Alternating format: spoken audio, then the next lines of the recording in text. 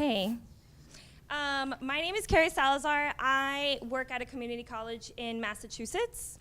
A little bit about me. I am a community college student myself. I went to Miami-Dade Community College. I am Cuban American. I'm from Miami. The cold, I still don't get it. But I've been living in Massachusetts for 8 years. And what I'm going to do is I'm going to actually discuss what I do to try to help empower diverse community college students where I currently work. All right, I'm going to suffer through this. Okay, so there's actually two campuses. There's the Bedford and Lowell campus, and there's about an estimated student enrollment count of like 1,200. And as you can see here, they're primarily white students, but if you combine all of this together, there's a little bit less than a half of minority students. So Bedford is an actual affluent community. I could never afford to live there. And the students reflect that, right? We always joke the students drive better cars than the faculty members, and they do. Lowell is immensely, it's an old mill city, and it's sort of gone down, ups and downs.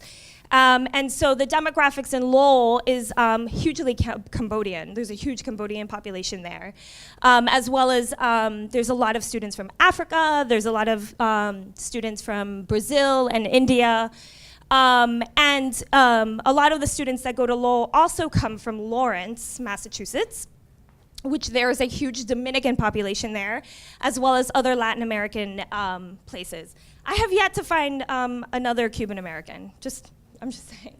And so what do I do with this, right? So I have students, and so what do these students in Lowell face, right? So they face these cultural expectations, right? And so a lot of Asian American students have something that they don't want to disrespect authority. So, and you're viewed as authority, which is hilarious to me because I'm not.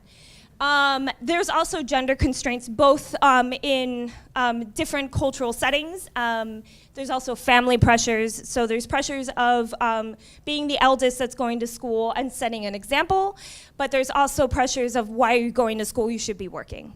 There's also something that I've noticed with students that they think skills versus intelligence, right? And so they're coming in from other countries with degrees, and they're feeling like they're not smart. And it's like, no, you are smart. The skills of learning English hasn't happened yet, and that's okay. That's why you're here. There's also the language barrier. The first gen students, so a lot of students that are coming from Lawrence and especially Lowell, and this is something that I learned recently, that a lot of Lowell students filling out FAFSA for Cambodian, the students whose parents came over from Cambodia, they're really suspect of it because filling out forms during the Khmer Rouge actually meant that you are going to die. And so having to explain to them the process of it, also understanding the transferring process, and now under this current administration, feeling very unsafe. So there's a lot of students who don't feel safe being a minority, and especially in Lowell, where you're sort of cusping in New Hampshire, it's just interesting that goes on there. What are their rights as immigrants? And they just sort of generally feel undervalued in their life. And then also understanding the American college system. All of this is totally new to them, right? So what do I do? So my approach is, what I'm gonna go into my instruction, my consultations, and what do I do outside of the library. So inside the library, I work with everybody. I work with everybody, okay? But I work closely with the innovators. And so who are the innovators? These are the faculty members who are willing to have me come in a billion times. Because they're allowing me to scaffold the research process. But I refer to students as researchers. So I walk into the classroom and I don't say, hey, you're students. I say, hey, you're researchers. You guys are all content experts, and by the end of your paper, you'll know more than I do. And I think that shift in attitude of treating them as researchers and not students tends to give them sort of like I'm being respected. obviously, right? Like it seems obvious, but it doesn't happen frequently. I do scaffold the research process, so this is an example of a LibGuide that I've done where we go into narrowing the topic, developing an argument, how to annotate, creating an outline.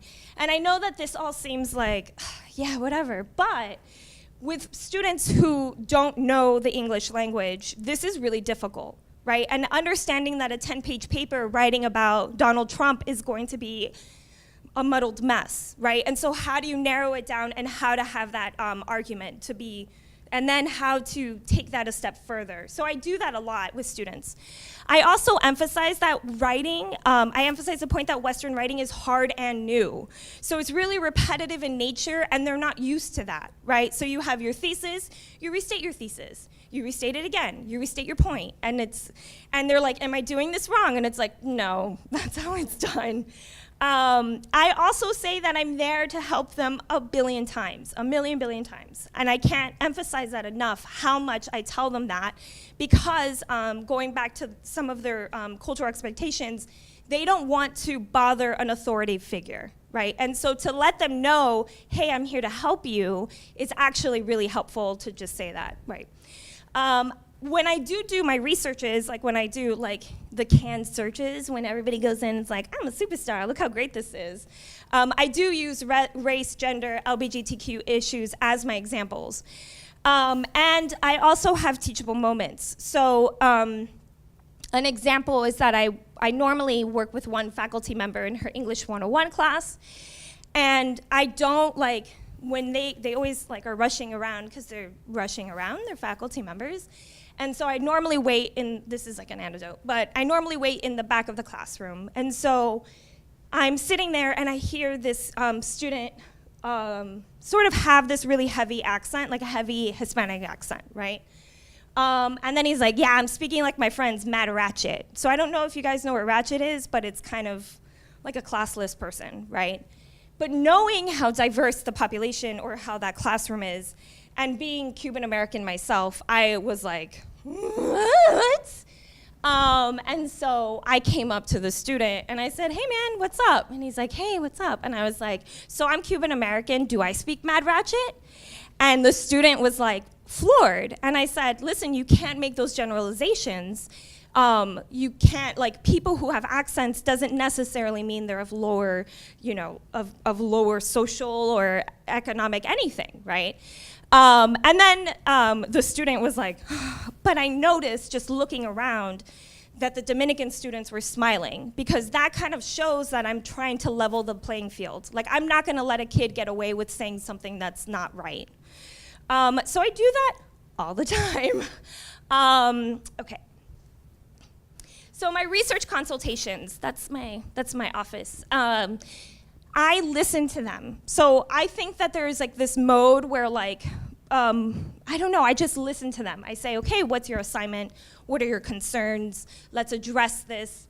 I address their concerns, that's what my sentence says. I always help students realize the power that they have as researchers. So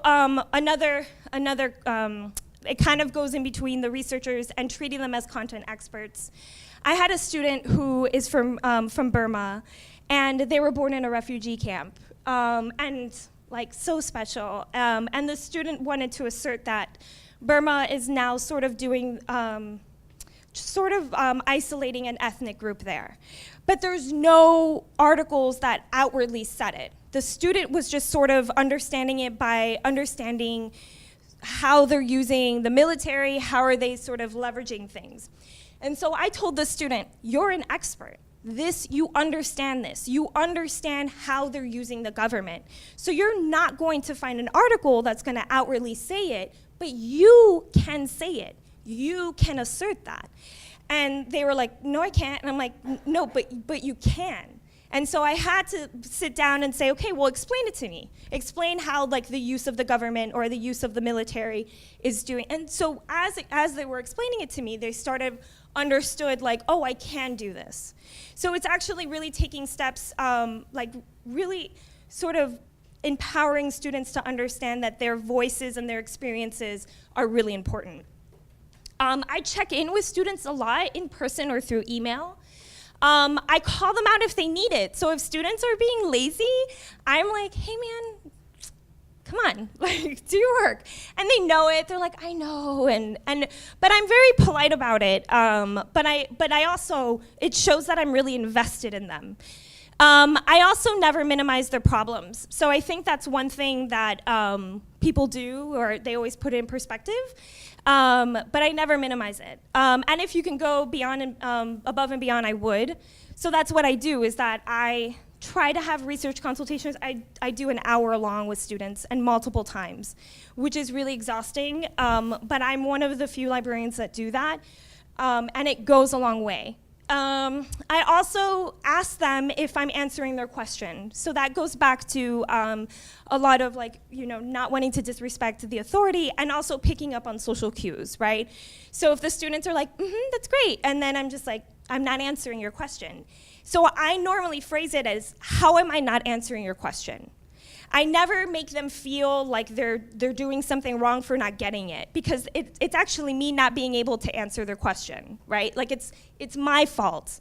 And it is. Sometimes I have a presumption going in, but if I do that and saying, like, what specifically am I not answering, like, I want to answer your question, they tend to open up a lot more. So this is just, like, kind of basically how I am. I say hello to everybody always, right? And I get plenty stink eye, and I don't take it personal.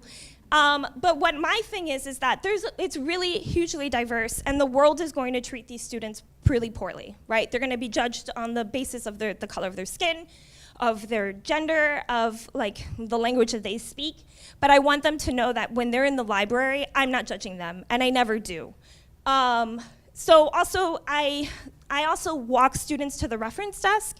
So the way that it's set up in Lowell is that the circulation desk is a little bit further, and the reference desk is here. And it's a very intimidating walk over, because it's like, I'm fearful for asking questions.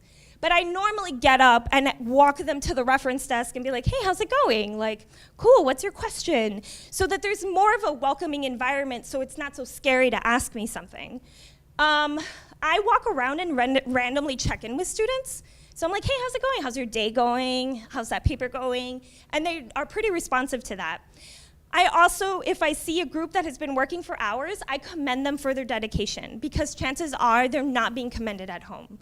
So as a student, like, I'm a first-gen student, and so when I went through school, my parents, like, they were very supportive, but I think knowing the work that it takes to put into it, if someone sees it and acknowledges it, there's something really refreshing about it, right?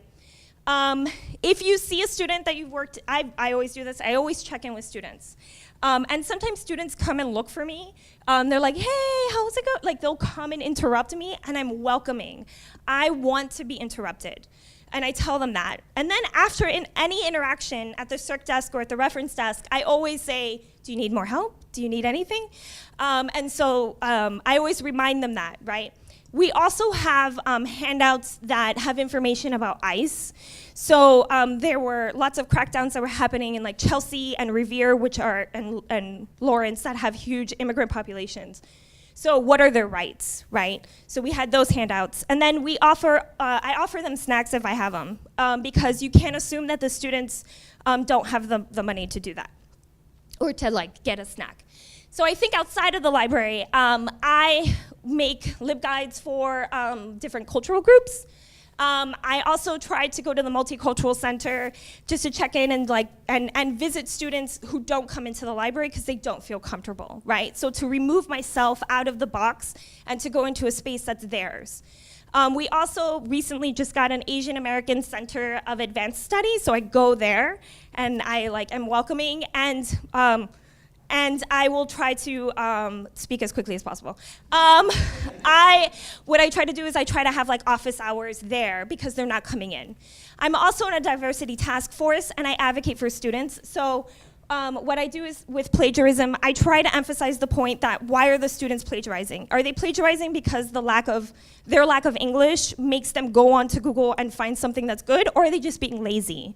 And then that becomes a teachable moment for them to understand, or for faculty members, that, like, not all plagiarize, like, is created equal. Sometimes students are doing it because what they found is helping them out more, or is their limit of the English language. And also I also bring about in this diversity task force when students feel very uncomfortable when they're in Bedford. So some students get the stink eye when they have a heavy accent, and so I call that out to see if we can start doing some more cultural training in Bedford so that they're not they're a little bit more culturally aware. And then finally, I remind them that they're valued. So I had a bunch of students there in August. There was a bandstand protest in Boston, and I had a bunch of students who wanted to go, but they were too fearful because Charlottesville had just happened. And I said, no worries, let's go. So I went and I broke down, and I told them that their experience as protesters are also very important. But I also made sure that, I was the mom, I had snacks, water, I had a portable phone charger. So I also encourage them to be activists as well. And that's me. Okay. Thanks.